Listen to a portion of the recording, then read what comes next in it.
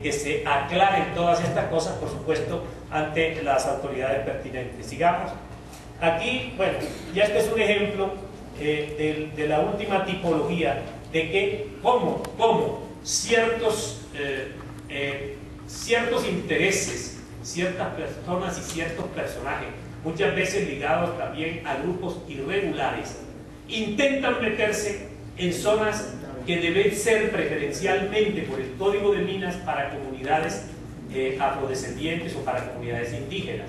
Incluso cuando advierten que un área va a ser declarada de reserva especial para este tipo de comunidades, porque la ley impulsa programas de desarrollo, cuando hay por ejemplo 200, 300 mineros que están trabajando y que es una minería tradicional que la vienen desarrollando desde hace años, entonces el Estado tiene un mecanismo, un instrumento, que es declarar como zona de reserva especial para impulsar programas de fomento a esa minería tradicional. Cuando estas personas saben que se va a declarar esa zona, inmediatamente presentan unas solicitudes que son tramitadas aceleradamente, como el caso que hemos tenido de algunas gobernaciones delegadas en donde se solicitan inmediatamente 3 títulos grandes que invaden zonas que van a ser de reserva especial y que se tramitan en unos tiempos ultra rápidos, de tal manera que también esto pues será puesto en conocimiento de las autoridades. Por favor. Este es otro también. Aquí es una zona de reserva especial en el municipio de La Urita, en Boyacá, y en el municipio de Jericó, en Boyacá, en donde también acontece lo mismo, de solicitudes que se hacen sobre zonas de reservas especiales y en los que se notan irregularidades evidentes. Y finalmente, bueno, quería decirles que nosotros hemos venido trabajando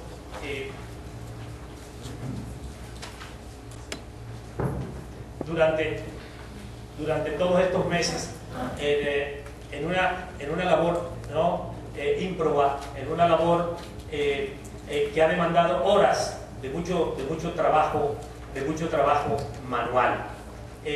Queremos decirle a ustedes y a la opinión pública que primero queremos que esto se visibilice, y queremos que esto se visibilice para que ustedes vean la dimensión del problema que estamos manejando y que lo estamos tratando de manejar por todos los medios. Por ejemplo, y aquí el doctor Oscar Paredes y el viceministro les podrán ampliar en este sentido, nosotros tenemos un gran del Banco Mundial que nos ha ofrecido, venimos trabajando con expertos mundiales en manejo de sistemas de información para que haya un catastro minero en Colombia que sea un catastro que primero no permita este tipo de irregularidades y que antes pues pueda dar alertas tempranas sobre este tipo de acciones que sin lugar a dudas, ¿no?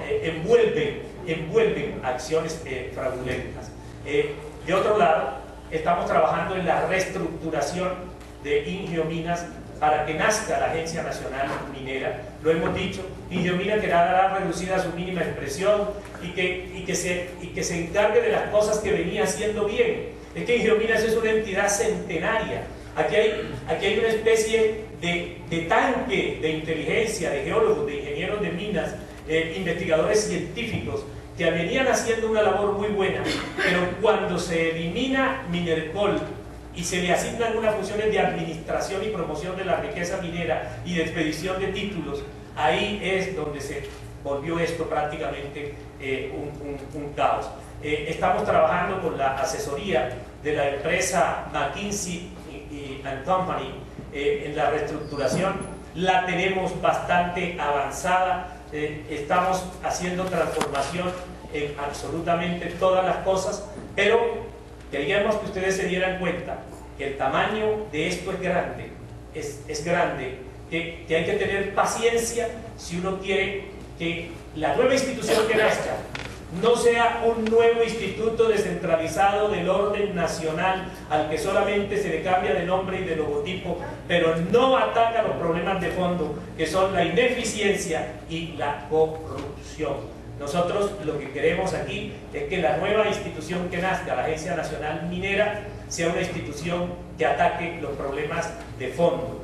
Para que ataque los problemas de fondo, esta institución tiene que gozar de una nueva naturaleza jurídica. No puede seguir siendo un instituto descentralizado del orden nacional, no. Tiene que tener más flexibilidad salarial, flexibilidad de contratación, que pueda ser, por ejemplo, como la Agencia Nacional de Hidrocarburos, donde no existen las limitaciones que existen en un instituto descentralizado del orden nacional o un ministerio, donde los salarios son franciscanos y no se puede contratar gente eficiente y se le pagan unos sueldos que lo que pasa es que propician en muchos casos, ¿no? la corrupción.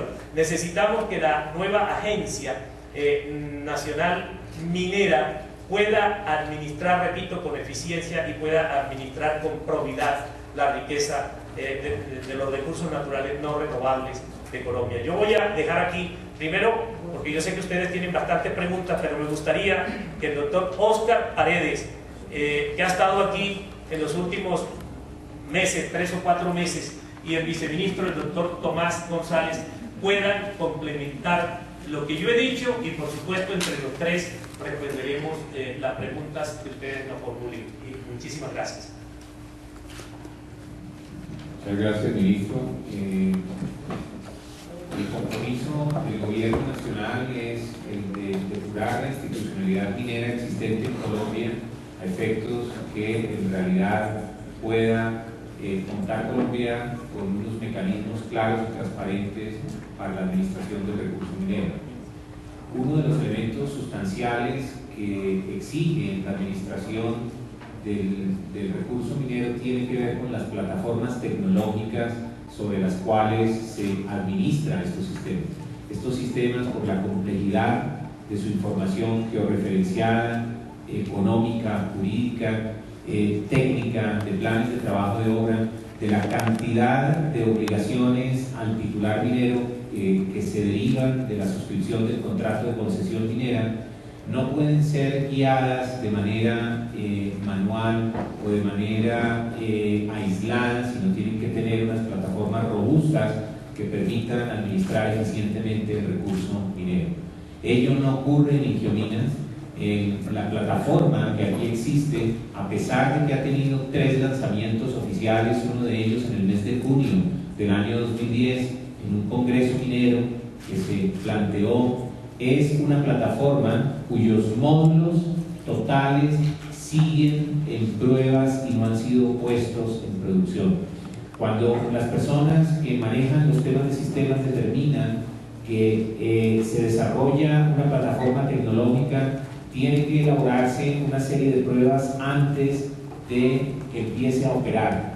Pues ese es el caso del catastro minero. Ninguno de los módulos del catastro minero colombiano están puestos en producción, no se han declarado en producción, sino siguen en pruebas después de 6 y 7 años de estar operando y sobre los cuales se han invertido recursos importantes por el orden de los 6.000 millones de pesos. Resulta paradójico entonces que el módulo de fiscalización, que es el que tendría que permitir el que de manera automática estas informaciones salieran como alertas para que la administración del sistema de recurso minero fuera administrado claramente, no puede ser manejado entre el sistema porque no ha sido puesto en producción. Simplemente las áreas que tienen que manejar este tema lo manejan a través de unos Exceles con todas las vulnerabilidades que significa manejo de información, de mucho volumen de información manejado directamente de manera aislada y no integrada como corresponde a una plataforma de esta naturaleza. Realmente, si Colombia tiene que dar esa transformación, pues una institucionalidad tiene que tener las plataformas tecnológicas que soporten de manera robusta, que soporten de manera eficiente el trabajo de la autoridad minera en Colombia. Quería simplemente, aparte de lo que usted ha señalado, señor ministro, terminar con ese punto, porque de manera no es posible que pueda administrarse con prontitud y con la exigencia del cumplimiento en los estándares que se debe poner la supervisión y el seguimiento y el control con procesos evidentemente manuales como hoy corresponde en la entidad. Yo quiero decirles que estos son apenas algunos casos entre miles que impiden el desarrollo de una minería sostenible en Colombia.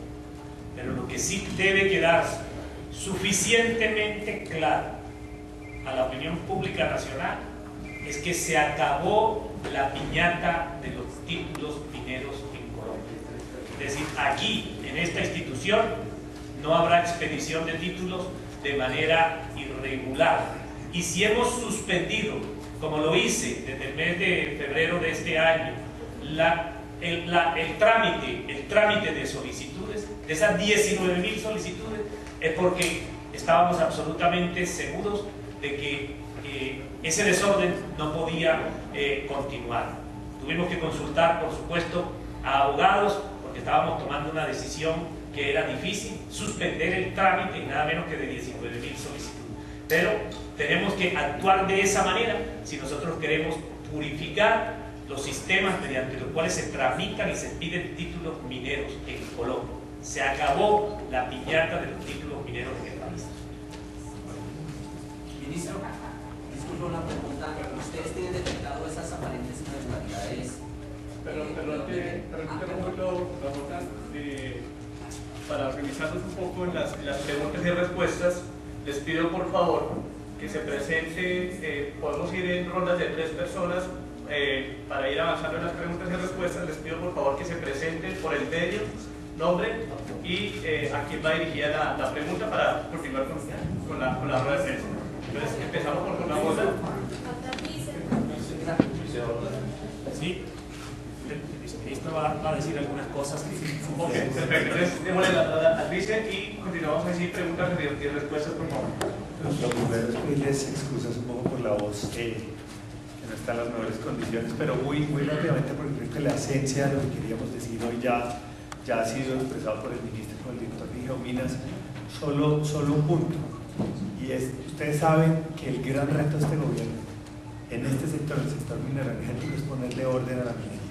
Y ponerle orden a la minería es hacer unas transformaciones profundas en varias cosas. Una de ellas, que es crítica, es el tema del catastro minero. Uno sin un buen catastro minero no puede tener una buena minería. Así es, una minería ordenada, organizada, responsable y respetuosa. Es imposible sin poder hacerlo. Y si ustedes miran varios de los anuncios que ha hecho el ministro en los meses anteriores, todos están conectados con este tema. Si ustedes se fijan, como lo recordó ahora, suspensión de términos. No recibimos más solicitudes hasta que no pongamos un poco más de orden. Pero una vez pone uno esa suspensión de términos, sigue con el trámite manual y sigue evacuando en la medida que puede todas las solicitudes que están ahí. Paralelamente, inspecciones para ver en qué estado están los títulos, cómo están las condiciones en terreno, sobre los cuales se han tomado también unas medidas. Y ahora viene la parte de fondo de transformación de toda la plataforma de software y tecnológica para poder hacer esto bien con todo lo que eso supone.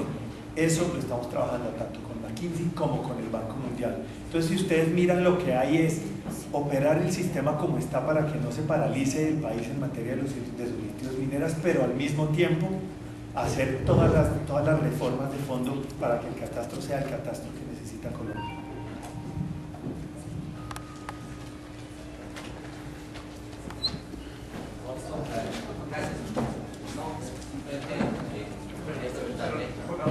¿Alguien más? Bueno, vamos a leer rondas. Preguntas de rondas sobre lo que llamamos. Por área. Por la J, ¿cómo tomar el tiempo?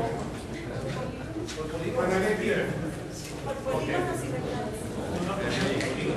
Ricardo, hagámoslo por polígonos. No, por uno. Bueno, ministro, todas estas irregularidades que usted nos ha explicado en detalle, ¿ustedes de dónde piensan que vienen? ¿Del mismo Ingeominas o de dónde, para tener una claridad de quiénes son aparentemente los responsables de este tipo de irregularidades? Miren, como dije en alguna parte de mi intervención, nosotros no somos organismo de investigación ni somos órgano de control, pero sí tenemos la responsabilidad, el deber, y hay que cumplirlo con carácter, de hacer estas denuncias ante los organismos pertinentes. Todo este proceso de títulos viene desde hace varios